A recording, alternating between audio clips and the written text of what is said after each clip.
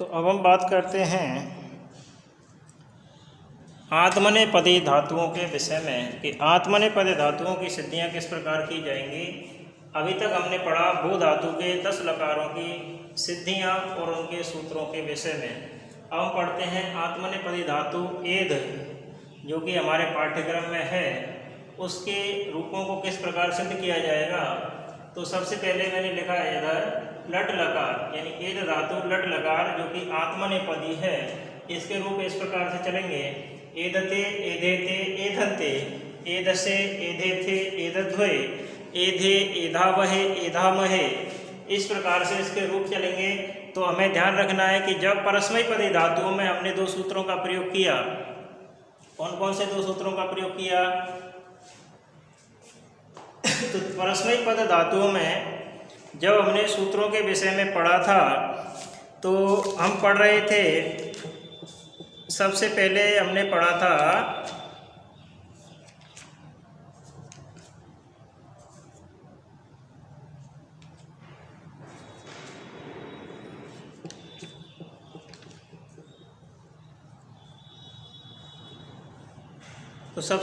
जब हम पढ़ रहे थे तो बात कर रहे थे लय परस्मैपदम सूत्र के विषय में और शेषाद कर्तरी परस्मैपद सूत्रों के विषय में। तो लय परस्मैपद सूत्र से और शेषाद कर्तरी परस्मैपदम सूत्र से धातु परस्मैपद होने पर लकार के स्थान पर उनकी परस्मैपद संज्ञा हो जाती है। इसी प्रकार से आत्मनेपदी धातुओं में आत्मनेपद प्रत्यय बाद में होने पर, पश्चात होने पर उनकी आत्मनेपद संज्ञा होगी।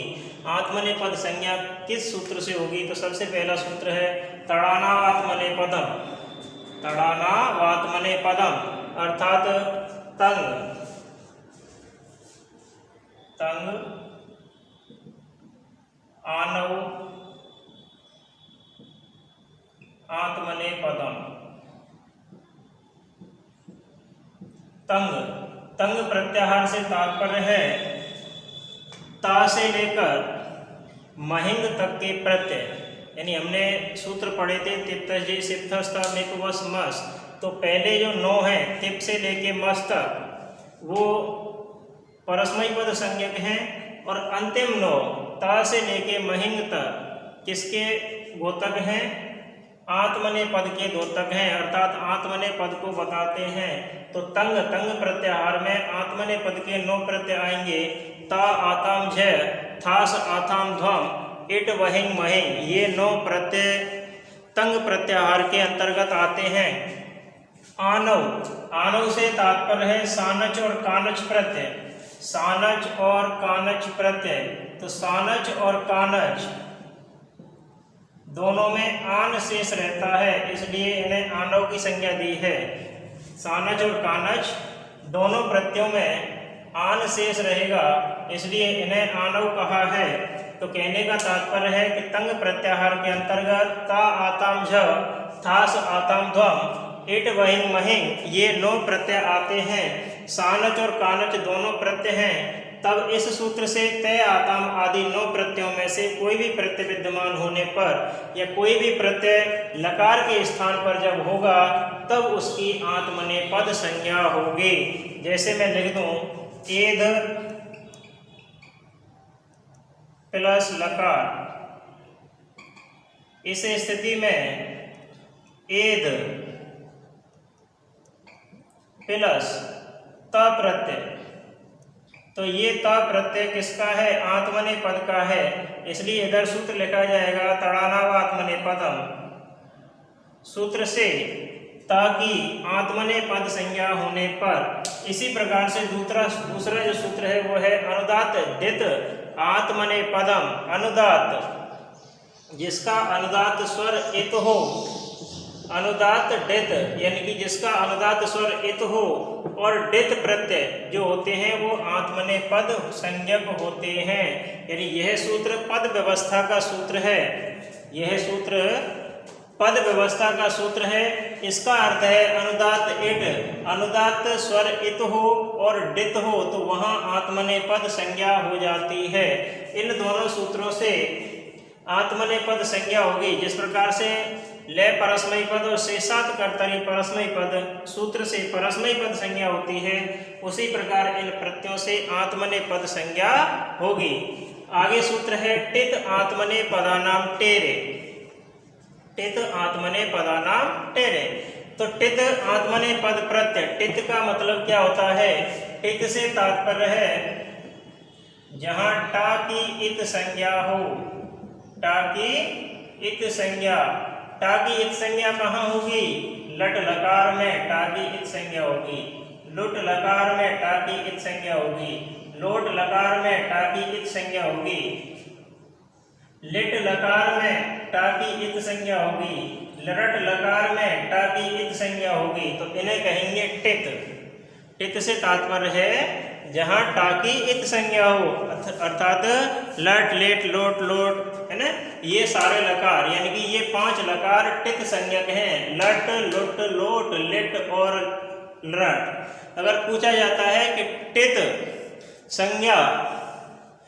संज्ञा होने वाले लकारों की संज्ञा कितनी है या कितने लकारों की टित संज्ञा होती है, तो टा की इत संज्ञा इन 5 लकारों में होती है। लट लुट लोट लिट और लट लकार में टा की इत संज्ञा होती है। तो सूत्र है टित आत्मने पदानाम टेरे, अर्थात टित आत्मने पद प्रत्ययों की टी के स्थान पर, टी संज्ञा आपने पढ़ाई था, टित आत्मने पदानाम टेरे सूत्र कहता है कि टित आत्मने पद प्रत्ययों की टी के स्थान पर एकार हो जाता है, अर्थात लट लिट लुट लरट और लोट लकार की विवक्षा में आत्मने पद धातुओं में टी के स्थान पर इस सूत्र से एकार हो जाता है। क्या हो जाता है? एकार। जैसे हम रूप पढ़ेंगे एधेते एधते, तो एद प्लस आ प्लस ता, यह अवस्था हमारे पास होगी। तो इस अवस्था में इधर टी संज्ञा किसकी होगी? ताके आकी, ताके आकी टी संज्ञा होगी। ठीक है, तब हम पढ़ेंगे कि एद प्लस आ प्लस ता, और इस आ के स्थान पर ए आदेश हो जाएगा, यानी कि टी संज्ञा के स्थान पर, टी संज्ञा होने वाले वर्ण के स्थान पर टित आत्मने पदानाम टेरे सूत्र से ए आदेश हो जाएगा। तो आ के स्थान पर ए किस सूत्र से होगा? टित आत्मने पदानाम टेरे सूत्र से। ठीक है, अगला सूत्र हम पढ़ते हैं आतो डित, आत और डित। ठीक है, डित से तात्पर्य जहां डा की इत संज्ञा हो, तो आत से तात्पर्य है आ, तो आकार से परे डित सार्व धातु के अवयव आकार के स्थान पर ई आदेश हो जाता है, यानी इस सूत्र से आकार के स्थान पर ई आदेश होता है। जैसे मैं लिखूं एद प्लस आ प्लस आताम, यानी त आताम द्विवचन का रूप होगा एदेताम, एदेते बनेगा, प्रत्यय का लिखेंगे हम उसमें आताम लिखेंगे। तो एद प्लस आ प्लस आताम, इस स्थिति में एद प्लस आ, तो आ से परे, किसके बाद? आ से परे डित, क्या होने पर? डित होने पर आकार के स्थान पर ई आदेश होगा, तो इस आ के स्थान पर ई आदेश हो जाएगा एद प्लस आ प्लस ई प्लस ताम, आतो डित सूत्र से। ठीक है, अगला सूत्र है इसमें थास से। ठीक है, तो उसके बारे में बात करते हैं। थास से, थास से सूत्र क्या करता है? था के स्थान पर, था के स्थान पर से कर देता है, यानी से आदेश हो जाता है। अभी लिखते हैं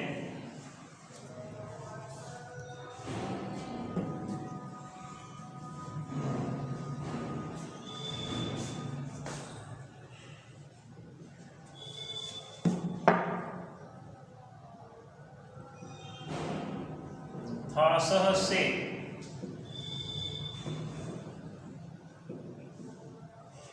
थास के स्थान पर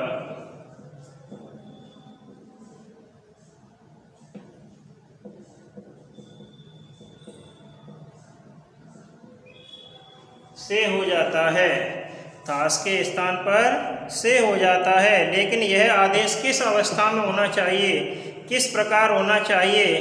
तो हम लिखते हैं कि टित लकार परे होने पर, टित लकार तो लिखेंगे अर्थात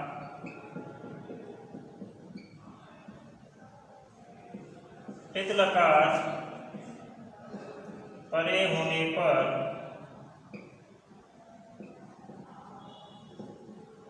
आत्मनेपदी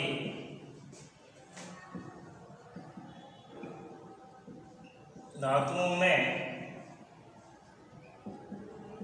थास के स्थान पर इस सूत्र से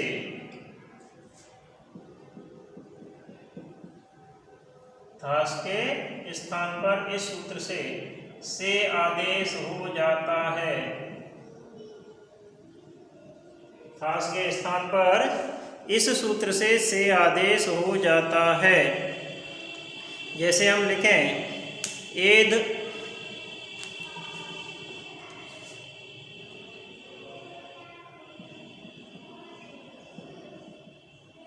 प्लस एद से आ प्लस थास,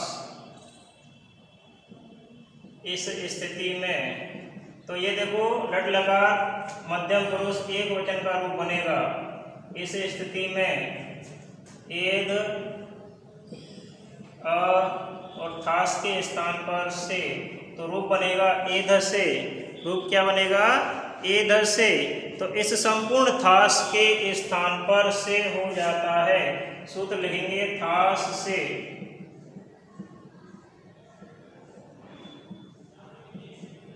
सूत्र से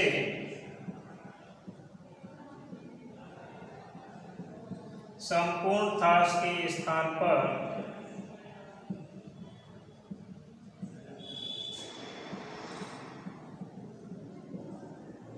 से